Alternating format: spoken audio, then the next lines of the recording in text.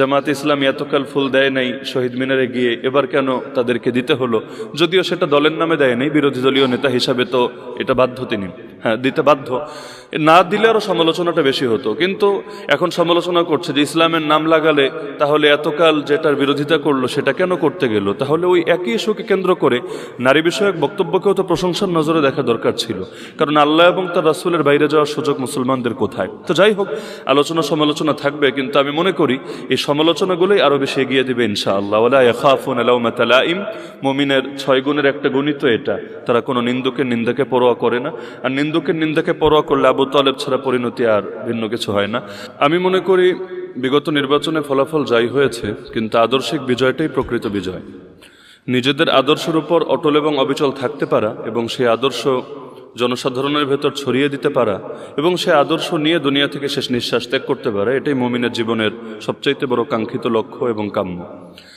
এবারের নির্বাচনের সারা দেশের ফলাফল সামনে রেখে আমার কাছে যেটা মনে হয়েছে, যেই এলাকাগুলোতে বা বাংলাদেশের যে বিভাগগুলোতে ওলামায়ে কেরাম মাঠের ভেতর ইসলামের রাজনৈতিক দিকটাকেও ব্যাপকভাবে ফুটিয়ে তোলেন, আল্লাহ সার্বভৌমত্ব বিশ্বাস করা ছাড়া কেউ ইমানদারি হতে পারে না, ইসলামী জাতীয়তার বন্ধন ছাড়া মুমিনরা কখনোই পৃথিবীর বুকে সফল হতে পারে না, এই বার্তাগুলো যারা ব্যাপকভাবে তুলে ধরেন সেখানেই তুলনামূলক ফলাফল বেশি ভালো এসেছে।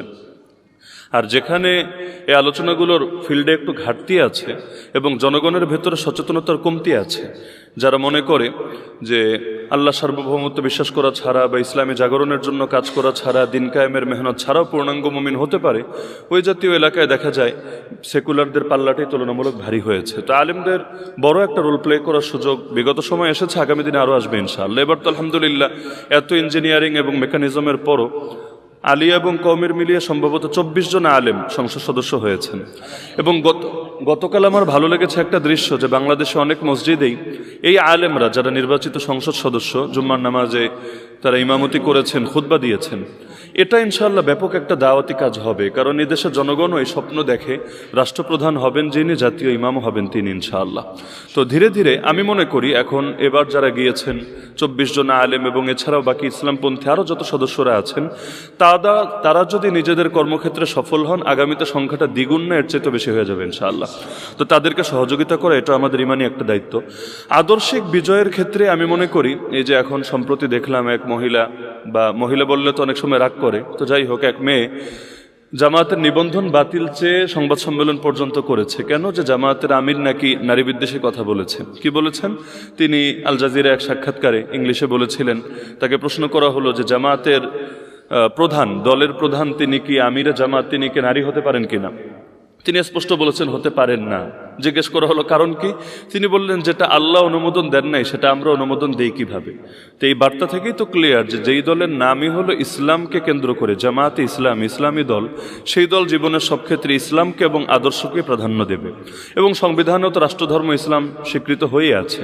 তো ইসলামের বিধানের বাইরে মুসলমানের জন্য তো অন্তত ব্যক্তিগত জীবনে যাওয়ার সুযোগ নেই। কিন্তু এটাকে কেন্দ্র করে, যেটাকে কেন্দ্র করে দরকার ছিল প্রশংসা করবে, কারণ চারদিক থেকে এখন অনেকে আপত্তি তুলছে যে ওনারা কেন এটা করলেন ওটা করলেন। এই যেমন সম্প্রতি ফুল দেওয়াকে কেন্দ্র করে আমরা দেখলাম যে জামাতে ইসলামী এতকাল ফুল দেয় নাই শহীদ মিনারে গিয়ে, এবার কেন তাদেরকে দিতে হলো? যদিও সেটা দলের নামে দেয় নাই, বিরোধী দলীয় নেতা হিসাবে তো এটা বাধ্য তিনি, হ্যাঁ দিতে বাধ্য। না দিলে আরও সমালোচনাটা বেশি হতো, কিন্তু এখন সমালোচনা করছে যে ইসলামের নাম লাগালে তাহলে এতকাল যেটার বিরোধিতা করলো সেটা কেন করতে গেল। তাহলে ওই একই ইস্যুকে কেন্দ্র করে নারী বিষয়ক বক্তব্যকেও তো প্রশংসার নজরে দেখা দরকার ছিল, কারণ আল্লাহ এবং তার রাসূলের বাইরে যাওয়ার সুযোগ মুসলমানদের কোথায়? তো যাই হোক, আলোচনা সমালোচনা থাকবে, কিন্তু আমি মনে করি এই সমালোচনাগুলোই আরও বেশি এগিয়ে দিবে ইনশাআল্লাহ। ওয়ালা ইয়াখাফুনা লাওমাতা লাইম, মুমিনের 6 গুণের একটা গুণই তো এটা, তারা কোনো নিন্দুকের নিন্দাকে পরোয়া করে না, আর নিন্দুকের নিন্দাকে পরোয়া করলে আবু তালেব ছাড়া পরিণতি আর ভিন্ন কিছু হয় না। আজকে আলহামদুলিল্লাহ একটা নতুন জিনিস আমি জানলাম এখানে এসে, মুফাসসির জোনের এই ঢাকা মহানগরী উত্তরের এখানে এসে। এমনি ব্যক্তিগতভাবে ইকামতে দিন যে বইটা আছে নিজামী সাহেব, গোলাম আজম সাহেবের, সেখানে আমি এই পয়েন্টটা পড়েছিলাম। তিনি একাধিক জায়গায়, বইয়ের একাধিক জায়গায় ক্লিয়ার করেছেন যে মাওলানা মওদুদী সাহেবকে আমরা আকীদার ইমামও মানি না, ফিকহের ইমামও মানি না। তো যার কারণে তার কোনো লেখা নিয়ে সমালোচনা করতে হলে ব্যক্তি মওদুদি সমালোচনা করেন, এটা দলের ওপর কেন চাপান যেটার সঙ্গে দল একমত না? এমনকি ইতিহাস সামনে রেখে আমি যেটা জানি যে প্রথম যখন রেজুলেশন হয় মাওলানা মওদুদির জীবদ্দশায়, সেখানে এই পয়েন্টটা ছিল যে ওনার ফিকহি মতের সঙ্গে সংগঠনের সবাই একমত হতে বাধ্য না, ওনারটা ওনার ব্যক্তিগত আর সংগঠনেরটা সংগঠনের।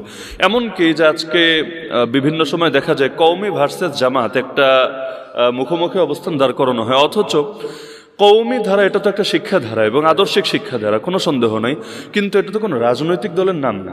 মানে কওমি মাদ্রাসায় পড়লে এটা তো এমন না যে কওমি এটা একটা রাজনৈতিক দলের নাম, ওই দলের সভাপতি সেক্রেটারির অধীনে থেকেই সারা জীবন কাজ করতে হবে। এক কওমি অঙ্গনেও তো একাধিক রাজনৈতিক প্ল্যাটফর্ম আছে।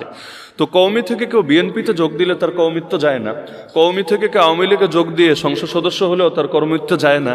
কিন্তু কওমি থেকে কেউ যদি জামাত ইসলামীতে আসে তাহলে কওমি থেকে খারেজ হয়ে সে কেমন যেন জামাতে এসেছে, এটা তো আসলে আমার কাছে মনে হয় হাস্যকর ব্যাপার ছাড়া কিছু না।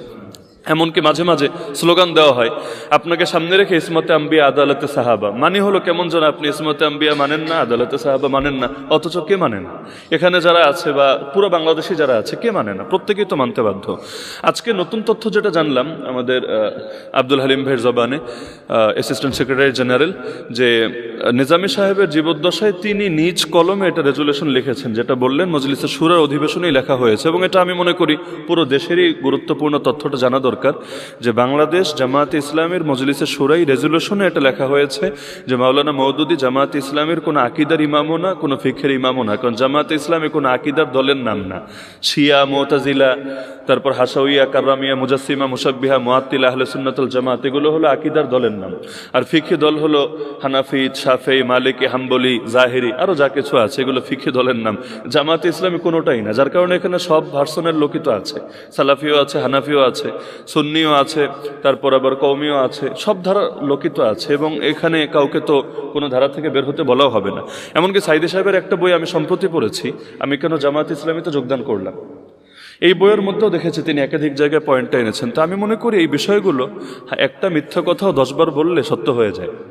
আমি গত এক সপ্তাহে, এটা তো বাসার ভাই জানেন, না হলেও মনে হয় অন্তত কয়েকশো বার এই প্রশ্নের শিকার হয়েছে। এমনকি আজকেও আমাকে এখানে নামাজের পরে একজন জিজ্ঞেস করেছেন আপনি কি এখন সায়েন্স ল্যাবরেটরি মসজিদে জুম্মার নামাজ পড়াচ্ছেন? অথচ বাস্তবতা আমি এখানে বসে বলছি এখন আমি সায়েন্স ল্যাবরেটরি মসজিদটাই চিনি না। আজকে আসার সময় ড্রাইভার আমাকে দেখালেন যে এটা হলো সায়েন্স ল্যাবরেটরি, তো মসজিদটা আমি দেখি নাই, শুধু সামনে দিয়ে আসার সময় যে এটা হলো সায়েন্স ল্যাবরেটরি। এর আগে হাসান জামিল সাহেবের মসজিদটা আমি চিনি এবং আমাকে বলল যে এটা ঠিক অপোজিটে বা কাছাকাছির মধ্যেই সেই শামসুদ্দো আশরাফি ভাইয়ের যে মসজিদটা। তো ওই মসজিদের ইস্যু আমি বিস্তারিত জানি না, কি হয়েছে না হয়েছে, জুলুম নাকি, কিন্তু পুরো দেশে ছড়িয়ে গেছে যে ওনাকে বাদ দিয়ে নাকি জামাত ইসলামী আমাকে ঢুকিয়ে দিয়েছে। এবং মাঝখানে দেখলাম কিছু ওই ফটোকার্ড মিডিয়া ছড়িয়েছে আমাকে নাকি জাতীয় মসজিদে ঢুকিয়ে দিচ্ছে। তো জামাত ইসলামে ঢুকাই দিচ্ছে ক্ষমতায় না এসে, মানে মিথ্যাচারের যে কোন পর্যায়ে থাকা দরকার। তো এখন মিথ্যাচার হতে হতে দলের ব্যাপারে অনেক মিথ্যাচার হয়েছে, আল্লাহ হেফাজত করুক, যারা করেছেন আল্লাহ মাফ করুক। কিন্তু আমি মনে করি বার্তাগুলো বারবার সামনে আসলে অনেকের সামনে ক্লিয়ার হবে ইনশাআল্লাহ। তো সর্বোপরি আমার কথা হলো আল্লাহ তাআলা আমাকে এবং আমাদের সবাইকে জীবনের সব ক্ষেত্রেই সিরাতে মুস্তাকিমের উপর অটল এবং অবিচল থাকার তৌফিক দান করুন এবং কখনো আমাদের অন্তরগুলোকে বক্রপথে নিয়ে না যান, এটাই আমাদের দোয়া। এবং রমজান মাস বদরেরও মাস, তাকওয়া অর্জনের মাস, আমি নিজেও সকলের কাছে দোয়া চাই এই কোরআনের মাসে আল্লাহ আমাকে যাতে সবার আগে কোরআনের উপর পূর্ণাঙ্গভাবে চলার এবং এই সমাজকে, রাষ্ট্রকে একটা কোরআনী সমাজ এবং কোরআনী রাষ্ট্রে পরিণত করার এবং এই বিপ্লবে সফলতা অর্জন করে ঘরে ফেরার তৌফিক দান করেন এবং সবাইকে তৌফিক দান করেন। আমিন ওয়া আখিরু দাওয়ানা আলহামদুলিল্লাহি রাব্বিল আলামিন। আমরা রাস্তা ছেড়ে দেই, আমরা রাস্তা বন্ধ করব না, রাস্তা ছেড়ে দেই।